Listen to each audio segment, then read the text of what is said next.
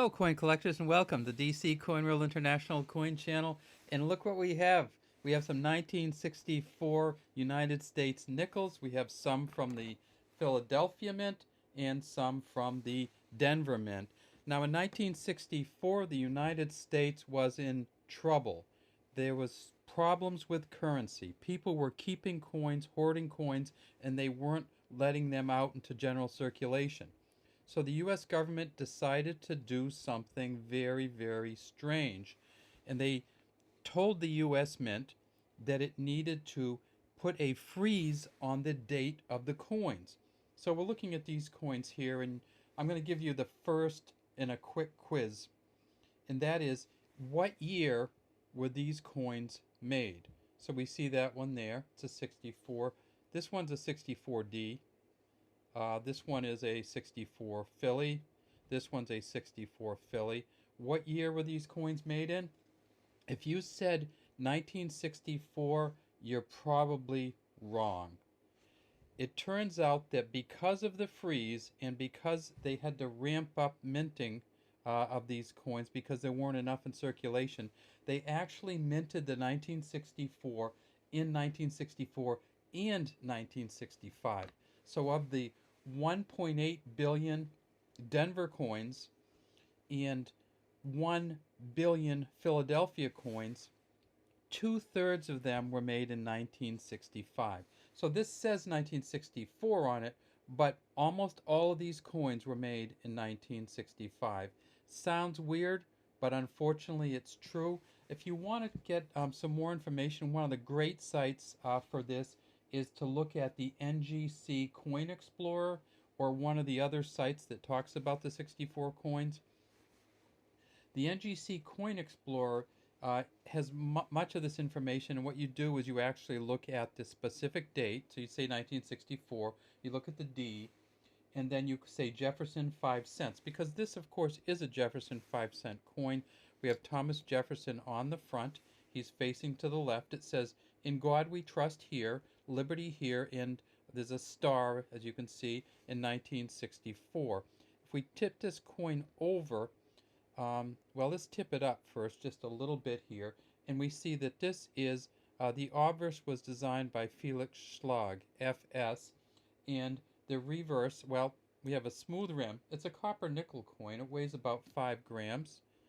I say about because it probably weighed 5 grams when it came out, but this one's a little worn. It says E pluribus unum on the top, has Monticello here, and the name Monticello underneath it. Says 5 cents. Notice that there's an S on the end. It's not a 5-cent coin, it's a 5 cents coin. And it says United States of America at the bottom. If you're looking for a valuable one of these coins, you're going to look for the steps here.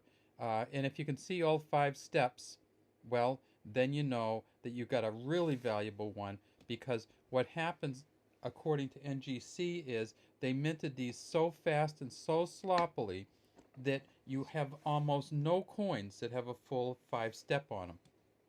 In fact, some of those 5-step coins are incredibly valuable, going anywhere from $700 or $800 to $10,000. What do 5 steps look like? Well, here's a proof coin. And this is, of course, not a proof coin from 1964 because they didn't do proof sets then. This is a later proof set. And look at those steps on there on the proof coin. First off, you notice that they buff these differently. So they shine the metal differently on proof coins than they do on regular 5-cent or nickel coins. But look at these steps, and you can actually see all the steps here. This coin has some value, but because it's a proof coin, the expectation is that you're going to be able to see all the 5 steps. The question is, generally with proof coins, is how defined they are. When you look at these 5 steps versus these 5, well, there's no 5 steps here. And that's the issue with these. Now, so this is the Philadelphia Mint, and we know that because there's no mark here. And then this is the Denver Mint, and we know that because there's a D here for Denver. So again, 1.8 billion of these were made in Denver, and 1 billion of these were made in Philadelphia. Now, the coin shortage kept going, even though they froze the coins. And so what they did in 1965 was they didn't make many 1965s in 1965. And here's an actual 1965 uh, nickel, U.S. 5-cent coin. Same thing, God We Trust, Liberty, Star 1965, Jefferson facing to the left. And this is, well, can you guess? Aha, here's quick quiz number 2. First off, can you guess what mint this was made at? Well, let me tell you, you can't, because they made them by 1965. They decided to make them anonymous. San Francisco, Philadelphia, and Denver all made these 1965 coins, but they didn't put any mint mark on them. So when you look at this coin, you say, okay, I know it's from 1965, and I know it's from Philly, but it's not. Denver and San Francisco also made these coins. And then here's quick quiz number 2. Do you know what year this coin was made?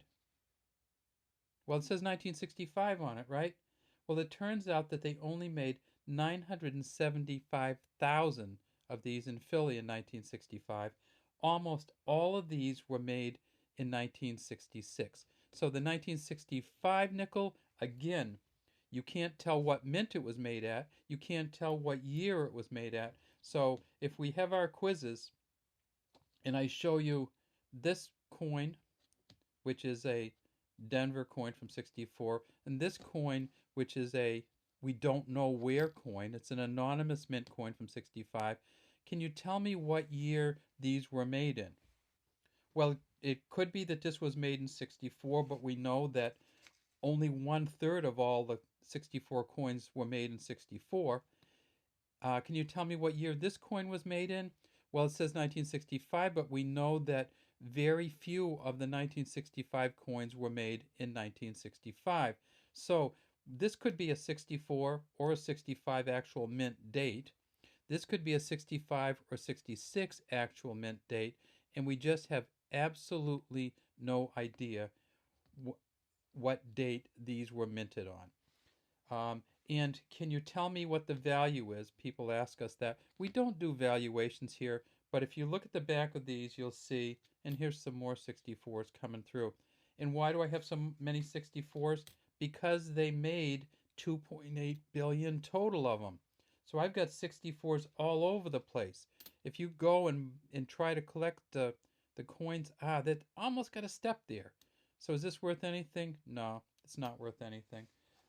Here's another 64. Still, I mean, you're just not going to get much value from the 64 coins. It's worth collecting them, but you don't know what year it came from. You don't know what mint it came from once you get to 1965. And you just aren't going to find much value. What does NGC say the value of these coins are? Well, if you get a 1964 Philadelphia mint, which is the plain mint, and you get it in a 67.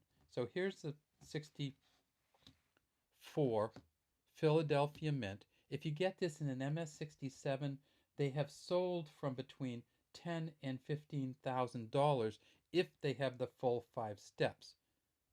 Well, of course, you're not going to get the full 5 steps because why? They minted them so fast and so sloppily. Another thing that people ask about is, okay, I've got a double die from 1964 or 1965. How much is that worth? NGC says very little value. Because they did such messy work in 64 and 65 and 66, and because you can't really figure out the dates of many of the coins, if you have a double die, that's just part of the whole messy work from 64, 65, and 66. I think NGC in one of their things, or one of the other commentators say, the disappointing Jefferson nickels from the 60s. And that's why they were disappointing, because they didn't do a good job on them. Here's something really cool, and that is, I don't know if any of you knew this, but there are side steps on these. And you can actually look at the side steps. Did you even know that there were side steps on a Jefferson nickel? Well, it turns out that there are if you get a proof set or you get an incredibly, incredibly good version of the regular circulated coin. Now, did they have proof sets in 1964? No. So what are you going to be looking for? You're going to look for something in proof-like condition.